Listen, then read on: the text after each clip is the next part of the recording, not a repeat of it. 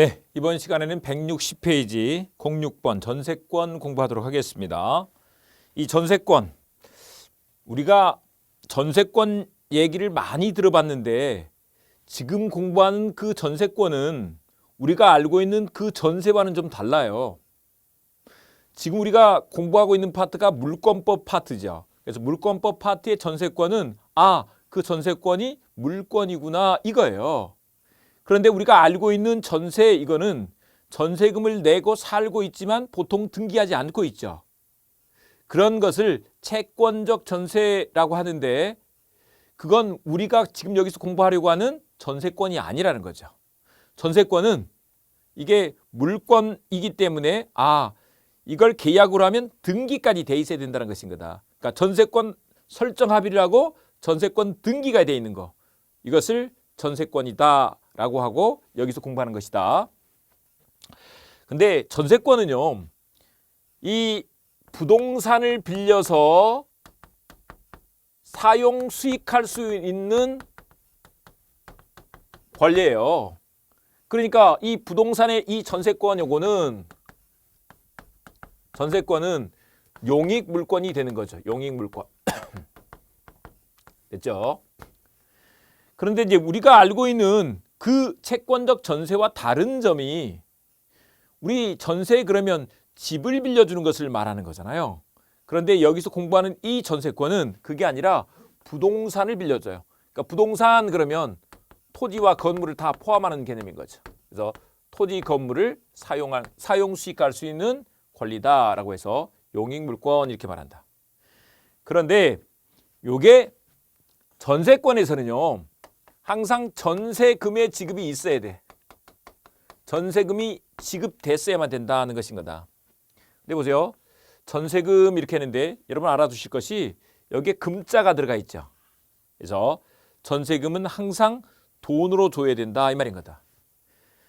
돈 말고 다른 것으로, 돈의 가치가 있는 다른 것으로 주는 거, 이런 것은 전세금이 아니에요. 그래서 전세권이 성립될 수가 없다는 것이죠. 그래서 전세권이 되려면 그걸 전세금을 지급했어야 된다는 것인 거다.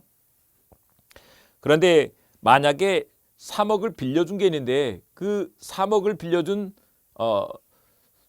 소비대차에 기한 채권이 있는데 그것을 전세금 지급에 가름하기로 했다. 그러면 그거 자체가 돈이었으니까 그때는 이제 전세금 지급에 가름한 것이다. 이렇게 볼 수가 있는 것입니다. 그래서 이 전세금의 지급이 꼭 필요해. 그래서 전세금 없는 전세권은 없다 이렇게 말하는데, 그래서 이런 것을 요소라고 한다. 요소. 요소란 말 자체가 뭐냐면 꼭 필요하다 이런 것인 거다. 그래서 없으면 전세권이 아닌 거예요. 그런데 이제 전세금을 줬는데 그걸 나중에 돌려받을 수 있어야 될 거 아니에요. 근데 이제 만약에 주인이 망해서 돌려받지 못하는 경우가 생긴다든지 아니면 돈 주는 것을 차일피일 미뤄 나가려고 하는데, 그럴 때 그렇게 되면 안 되죠. 그래서 이 전세금을 돌려받을 수 있도록 하기 위해서 뭘 하느냐, 그 부동산을 경매해가지고 경매 대금이 나오는데 그것으로부터 우선 변제를 받을 수 있도록 해준다는 것입니다. 그래서 나중에 전세금 지급과 함께 우선 변제권을 인정해줘. 이 우선 변제권이라는 성질이 있기 때문에 전세권은 담보 물권의 성질도 있다 이렇게 말한다. 그래서 전세권의 원래 주된 기능은 용익 물권이에요. 사용 수익할 수 있는 권리로서. 근데 전세금을 나중에 우선 변제 받을 수, 전세금 돌려받는 것은 이제 채권이니까 그것에 대해서 우선 변제 받을 수 있는 권리를 인정해 준다는 측면에서 담보 물권의 특성도 함께 갖추고 있다 이렇게 말할 수 있는 것인 거다. 그래서 이게 만약에 전세권의 존속기간이 만료하게 되면 그때는 용익 물권의 성질은 기간이 지나면 이미 끝나버린 거예요. 그래서 소멸하는데 담보 물권성은 남아있다 이렇게 볼 수가 있는 것인 거죠. 그래서 전세권이 우리가 알고 있는 채권적 전세라는 거하고 다르고, 그 다음에 여기서 부동산 그러기 때문에 건물에 대한 전세권만 있는 것은 아니고 토지에 대한 전세권도 있구나. 근데 이제 그걸 사용 수익하는 권리이기 때문에 용익물권이 맞는데 그 전세금을 꼭 지급해야 되고 나중에 끝나고 나올 때 돌려받아야 되는데 못 받는 것에 대해서 대비책으로 경매해서 우선 변제받을 수 있는 권리를 인정해 준다. 그런 측면에서 부수적으로 담보물권성도 있다. 이렇게 말할 수 있다는 것인 거죠. 그래서 전세권 요 내용을 잠깐 먼저 한번 봐보도록 하겠습니다. 160페이지 보시면 160페이지 보시면 여기서 303조에서 1항 같이 읽어보겠습니다. 전세권자는 전세금을 지급하고 타인의 부동산을 점유하여 그 부동산의 용도에 조차 사용수익하며 사용수익하는 거예요. 그 부동산 전부에 대하여 후순위 권리자 기타 채권자보다 전세금의 우선 변제를 받을 권리가 있다. 우선 변제를 받을 권리가 있다라고 한다. 이 항에서 농경지는 전세권의 목적을 하지 못한다. 이렇게 놨죠. 그래서 농경지는 전세권의 목적으로 하지 못한다라고 한다. 이렇게 해두시고요. 부동산 중에서 농경지는 전세권 설정할 수 없다는 거죠. 이건 뭐 경자 유전의 원칙을 위해서 이렇게 한다라고 하는데 어쨌거나 1항 다시 보시면 전세권자는 전세금을 지급하고 전세금 동그라미 칩니다. 전세금 동그라미 치고 거기다가 요소 이렇게 씁니다. 요소. 이 말은 전세금 없는 전세권은 없다 이런 뜻인 거예요. 그다음에 타인의 부동산 동그라미 타인의 부동산을 점유하여 그 부동산의 용도에 조차 사용수익하며 사용수익 동그라미 타인의 부동산 동그라미 사용수익 동그라미 그래서 부동산을 사용수익할 수 있는 권리다. 그래서 사용수익 옆에다가 용익물권 이렇게 쓰겠습니다. 용익물권 이렇게 쓴다. 용익물권 쓰고요. 그리고 이제 그 부동산 전부에 대하여 우순위 권리자 기타 채권자보다 전세금의 우선 변제를 받을 권리가 있다. 여기서 우선 변제를 받을 권리 여기다가 동그라미 칩니다. 우선 변제를 받을 수 있다. 우선 변제를 받을 권리에다 동그라미 치고요. 그 밑에다가 담보물권 이렇게 쓰겠습니다. 우리가 일반적으로 지금까지 계속 앞에서 얘기할 때는 전세권은 용익물권이다 라고만 공부를 했는데 담보물권성도 있네. 네, 이렇게 알아두시면 되겠습니다. 이렇게 해두시고요. 그 다음에 이제 161페이지 가시면 이번에 전세권의 존속기간이 나와 있어요. 그 옆에다가 이 전세권도 마찬가지로 남의 부동산을 빌려 쓰는 거잖아요. 그렇기 때문에 이 존속기간이 항상 있게 되는데 그 옆에다가 10년 제한 이렇게 써두겠습니다. 일단은 여기서 10년으로 제한을 해서 최장기가 10년 이상이 되면 안 되도록 하고 있다는 것인 거죠. 그래서 10년 제한을 인정하고 있다. 이렇게 써두고 가겠습니다. 나머지는 좀 지나가고요. 162페이지로 한번 가셔서 보시겠습니다. 162페이지 보시면 제4절 전세권의 소멸이 나와 있는데 이것과 관련해서 먼저 한번 보시도록 합니다. 근데 전세권이 소멸하게 되면요. 이제 중요한 것이 이거예요. 우리 보세요. 갑이라는 주인이 전세권 설정자다라고 한다고 했었죠. 전세권을 만들어준 사람이에요. 그러니까 설정자가 되죠. 그리고 이제 을이 전세권자가 되는데 빌려 쓴 사람이죠. 그래서 전세권자는 이제 돌려줘야죠. 그래서 목적물을 인도합니다. 이 목적물이 부동산이다 그랬습니다. 토지, 건물 비워주거나 토지 비워주는 거예요. 그래서 돌려주는 거야. 그리고 이제 전세권 설정자는 중요한 것이 전세금 반환해줘야 되죠. 전세금을 반환해준다 이 말입니다. 그런데 여기서 이제 우리 임대차 같으면 여기에 주인이 임대인이 되겠죠. 그리고 전세권자 이 사람이 임차인이 될 건데 임차인이 목적물 돌려주고 전세금 반환하고 아니면 이제 우리 새 들어 사는 경우 봐보세요. 집을 비워주고 보증금 돌려주고 똑같은 구조죠. 그래서 이게 동시행 관계예요. 그런데 전세권에서는요. 이게 물권이기 때문에 등기가 돼 있잖아요. 그래서 등기를 말소해줘야 될 의무가 전세권자에게 있다는 거예요. 그래서 등기 말소할 수 있도록 준비를 해줘야 돼. 등기 서류 준비해줘야 되겠죠. 요게 함께 동시행 관계다 이 말이에요. 됐죠? 그래서 이렇게 된다는 것인 거다. 그런데 이것들이 함께 뭐가 된다고요? 동시에 이행해야 될 관계다. 이 말은 뭐냐면 여기서 봐보세요. 이게 목적물 인도 등기 말소 해주면서 전세금을 반환해 달라고 해야지. 만약에 자기 목적물 인도해주면서 등기 서류는 준비 안 해준 채 전세금 달라라고 한다면 그때 전세권 설정자가 야 너도 등기 서류 갖고 와 라고 항변하면서 전세금 반환을 거절할 수 있는 것인 거죠. 동시에 이행하자라고 항변할 수 있다는 것입니다. 됐죠? 이렇게 인정이 된다는 거다. 그런데 이제 여기에서 이 문제를 연결해서 이렇게 봐보시면 우리 봐보세요. 중요한 것이 이제 전세권자는 이 전세금을 돌려받아야 될 거 아니에요. 전세금을 돌려받아야 되는데 이 설정자가 안 준다 이 말이에요. 그러면 이제 요건 나는 스탠바이 하고 이걸 안 주니까 뭐 하느냐. 전세권 자체에 대해서 경매를 청구할 수 있는 권리를 인정해 주는 거예요. 그래서 경매 청구권을 인정해 준다. 특히 이제 이것은 전세권 등기부만 가지고 바로 가서 경매 신청을 할 수가 있는 거예요. 특히 이런 경매를 임의 경매 이렇게 말하죠. 그래서 경매 청구권을 인정해 주고 거기서 이제 경매를 해서 경락대금이 나오죠. 그것으로부터 뭘 할 수 있다? 우선 변제를 받을 수 있다. 이런 얘기인 거죠. 그래서 우선 변제를 받을 수 있다는 측면에서 아까 우리 앞에서 말씀드렸다시피 전세권이 담보물권성도 있다. 이렇게 얘기를 한 거죠. 그래서 이것을 알아두시면 되겠습니다. 근데 이제 임대차는 봐보세요. 동시행 관계에 있는 거 이 내용까지는 같은데 임대차는 그냥 채권일 뿐이기 때문에 임차인이 보증금 안 돌려준다고 임대차 계약서 들고 가서 경매 청구를 할 수는 없어. 경매 신청을 할 수는 없어. 그때는 이제 판결 같은 걸 받아서 경매 신청을 해야 돼요.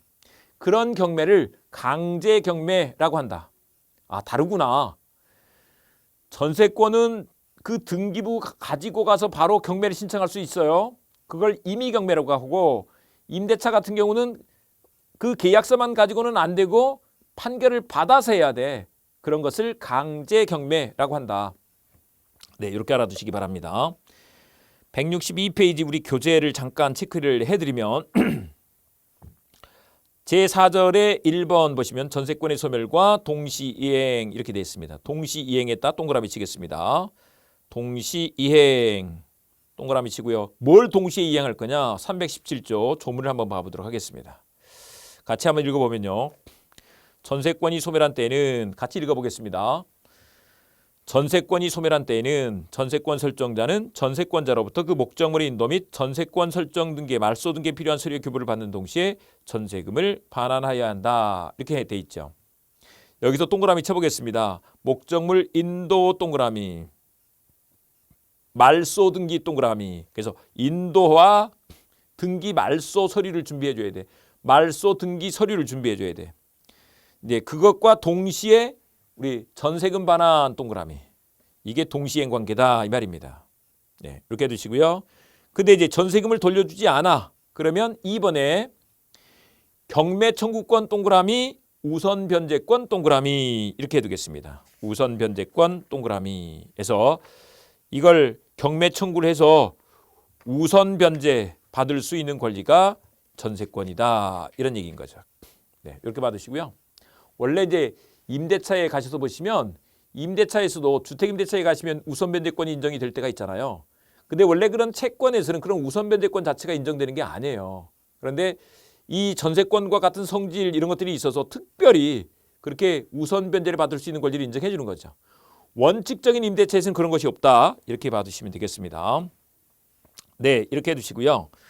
그 다음에 이제 163페이지로 바로 가시면 7번에 유치권이 나와 있는데 이 유치권 먼저 그런데 그 제1절에 담보물권의 의의가 나와 있는데 그 내용을 한번 봐보도록 하겠습니다. 2번에 담보물권의 특성, 통유성 이렇게 돼 있는데 그거를 한번 봐보죠. 담보물권의 특성, 통유성 이렇게 해가지고 그 말 뜻이 뭐냐 이걸 좀 보실 건데 이게 그런 거예요. 담보물권의 공통적으로 통이죠. 있을 유자 있는 성 특성 이 말인 거죠. 그래서 이것을 통유성이라고 한다. 근데 잠깐 한번 봐보세요. 이제 담보물권이라는 것은 이런 측면이에요. 우리 이제 채권을 담보하기 위해서 이 돈 받을 채권이 있어요. 이것을 담보하기 위해서 우리 이제 거기에다가 부동산의 저당권을 설정한다든지 아니면 이 동산의 질권을 설정한다든지 아니면 유치권이 있다든지 이런 거예요. 가장 대표적으로 우리가 잘 알고 있는 것은 저당권. 이렇게 보시면 이게 저당권으로 담보된 채권을 특히 뭐라고 하느냐? 피담보채권 이렇게 말한다는 거죠. 그러니까 저당권으로 담보되는 채권인 거예요. 그런데 이 담보물권 저당권은 어떤 특성이 있느냐 하면 이 채권이 있어야 저당권도 있다는 거예요. 이 채권이 없으면 저당권도 없는 거예요. 그래서 만약에 채권이 10년간 행사되지 않아서 시효로 소멸돼 버렸다. 이런 경우가 있을 수 있겠죠. 소멸이 돼 버렸어. 그러면 저당권도 없다는 거예요. 이런 특성을 뭐라고 하느냐? 부종성이라고 한다. 부종성. 이 부종은 뭐냐면 이 채권에 딸렸다 이런 뜻인 거죠. 채권에 달렸다 이런 뜻인 거다. 이게 부종성이다. 그런데 여기에서 이런 게 있다. 채권이 만약에 딴 사람한테 넘어갔어. 이런 걸 이제 채권을 넘기는 것을 채권 양도라고 합니다. 채권 양도라고 하는데 채권이 양도됐어. 그러면 이런 담보물권도 함께 양도가 된다는 거예요. 이런 것을 따라간다. 그래서 수반성이라고 한다. 수반하는 거죠. 따라간다. 이렇게 인정을 한다는 것인 거다. 수반성. 예, 그래서 지금 부종성 설명드렸죠. 수반성 설명드렸습니다. 예, 이렇게 하시고요. 그 다음에 이제 또 한 가지 물상 대비성과 그 다음에 불가분성이라는 것이 있는데 물상 대비성은 좀 따로 보시기로 하고 이 불가분성에 대해서 보실 건데 불가분성이라는 것은 이런 거예요. 이 피담보 채권이 전부 다 변제될 때까지 있는 거예요. 그래서 전부 변제가 안 됐어. 그러면 저당권은 그대로 남아 있다는 것인 거죠. 다 변제받을 때까지 저당권이 남아 있는 거예요. 이런 것을 뭐라고 한다? 불가분성이라고 한다. 불가분성이라고 한다. 됐죠? 이게 유치권에서도 그래요. 다 못 받았어. 그러면 그 유치권 소멸하지 않아. 예를 들면 이제 10억을 빌려주고 저당권을 설정했는데 9억 9천만 원을 받고 1천만 원이 남아있단 말이에요. 그러면 저당권이 소멸하느냐? 그렇지 않다. 그냥 저당권 남아있는 거예요. 그러면 이제 9억 9천만 원 갚았으니까 9억 9천만 원 받은 것만큼이라도 좀 소멸시켜야 되느냐? 그런 거 없다 이 말인 거예요. 다 받을 때까지. 이런 것이 불가분성이다. 는 것인 거다. 그 다음에 이제 물상 대위성이라는 것이 있는데 이 물상 대위성을 잠깐 좀 설명을 드리면요. 이런 거요. 물상 대위성이라는 것은 말 그대로 봐보면 물건 위에 대위를 하는 거예요. 이게 물상 대위성인데 보세요. 가장 대표적으로 이제 저당권에서 X 저당권은 부동산에다 설정을 합니다. 부동산에 X 부동산에 이렇게 저당권을 설정했던 거예요. 저당권. 이렇게 설정이 되어 있는데 X 부동산이 멸실, 훼손, 공용징수 이렇게 말을 하는데 멸실 또는 훼손, 공용징수. 공용징수 이 말은 수용이란 뜻입니다. 수용 이렇게 됐어. 그래가지고 거기에 대신하는 다른 물건이 생긴 거예요. 대표물 이렇게 한번 써보죠. 대표물. 요렇게 되면 근데 담보물권은요. 그 부동산, 물건 자체에 관심 있는 것이 아니고 물건의 교환 가치를 파악하려고 한단 말이에요. 좀 심하게 얘기를 하면 예를 들면 아파트가 불이 났어요. 아파트에 불이 났어. 그래도 은행은 약간 뭐 좀 이렇게 걸렸다든지 이런 거 신경 안 써요. 아무 문제 없어. 다만 이제 그것이 만약에 다른 돈이 나오는 게 있어. 그러면 은행은 그것만 거기서 나온 돈을 챙겨오면 되는 거거든요. 조금 심하죠. 이런 것을 물상 대비라고 한다. 그래서 예를 들면 보세요. 멸실이 돼서 만약에 거기에 보험이 가입돼서 보험금 청구권이 생겼다라고 보세요. 보험금. 보험금 청구권이 생겼다. 그러면 거기서부터 받아오면 돼요. 아니면 이제 수용이 돼서 수용 보상금이 나왔어. 수용 보상금 청구권 이게 생기게 되는데 여기서 받아오면 된다고요. 여기서 이렇게 인정되는 거. 저당권의 효력을 여기다 미치면 되는 거. 이런 것을 뭐라고 하느냐? 물상 대비라고 한다. 물상 대비라고 한다. 배웠죠? 그래서 이 물건 위에 저당권이 대비하는 거야. 이렇게 됩니다. 근데 이 물상 대비는 이제 봐보세요. 이 부동산으로부터 나온 돈이다라는 것이 나타나 있어야만 되죠. 특정성이 유지돼야 된다 이런 말을 합니다. 그래서 특정성 유지를 위해서 저당권자가 뭘 해야 되느냐? 압류를 해야 된다는 것인 거다. 압류를 해둬야 저 X로부터 나온 돈이구나 이렇게 알 수 있다는 거죠. 그게 아니고 그 돈이 내 호주머니에 들어와서 아니면 내 통장에 들어와 가지고 그냥 섞여버렸어. 그러면 거기서 나온 돈인지 알 수가 없잖아요. 그러면 안 돼. 그래서 이런 특정성이 유지가 되기만 하면 되는 것이기 때문에 반드시 저당권자가 압류를 해야 되는 것도 아니야. 다른 사람이 압류를 해도 제3자가 압류를 해도 괜찮다는 것인 거죠. 네. 이런 것을 물상 대비라고 한다. 그런데 저당권처럼 이렇게 우선 변제를 받을 수 있는 권리에서 이런 물상 대비를 인정해 주는 것이고 그게 아니고 유치권 뒤에서 공부할 건데요. 유치권은 그런 권리가 아니고 그냥 유치하고 있는 권리인 거예요. 그래서 유치적 효력, 점유만 하고 있는 권리이기 때문에 이런 물상 대비를 인정하지 않는다 이렇게 말한다는 것입니다. 근데 뭐 지금 우리가 시험 공부를 하자는 게 아니고 용어를 공부하는 것이니까 요 정도만 공부를 하시면 될 것 같습니다. 담보물권의 특성, 통유성을 한번 봐보도록 하겠습니다. 여기는 163페이지 오셔서 뜻에다가 다 동그라미 칠 건 없고요. 그냥 제목들에만 한번 동그라미를 쳐보겠습니다. 1번에 부종성 동그라미.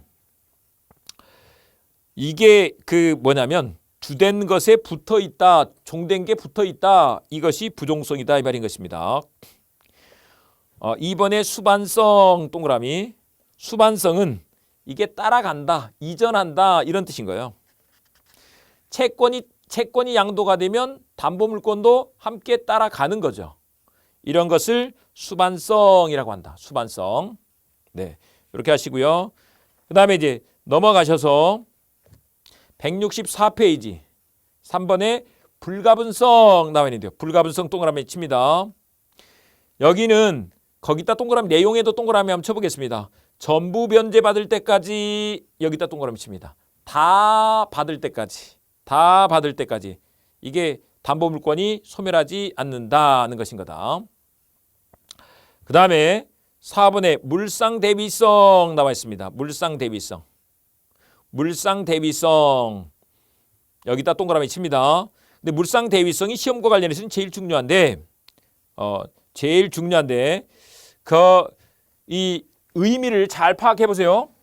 물상대비라는 것이 이 부동산에서 나온 이 대표물 이런 것들이 있단 말이에요. 그 물건 위에 물상이죠. 대비하는 거예요. 대비. 그 자리에 대신 가는 거 요거를 물상 대비다 이렇게 말한다는 것인 거다. 근데 이 물상 대비는 우선 변제를 받는 권리에서만 인정을 해주는 것이기 때문에 이게 저당권에서 인정이 되고 유치권에서는 인정이 되지 않는다는 거죠. 그래서 용어 정리 한번 봐보시면 여기서 저당권 동그라미 거기 첫 번째 줄 저당권 동그라미 맨 밑에서 두 번째 줄 유치권의 경우에는 거기다가 유치권 세모 이렇게 해두겠습니다. 네, 요 정도로 해두시면 우리가 이 담보물권의 특성에 관한 것들을 말씀을 드렸어요. 이제 여기서 잠깐 생각을 해보세요. 우리가 앞서서 전세권을 공부를 했는데 전세권은 용익물권이란 말이에요. 근데 얘가 어떤 성질도 있다고요? 담보물권의 성질도 있어. 그런 것이기 때문에 이게 이제 전세권이 담보물권성도 있기 때문에 담보물권이 갖는 특성, 통유성이 있죠. 그것이 여기에도 같이 인정될 수 있겠다는 것입니다. 그런 특성인 거다. 그래서 부종성 여기서도 인정이 돼요. 수반성 인정이 돼요. 또 불가분성 여기서 인정이 돼요.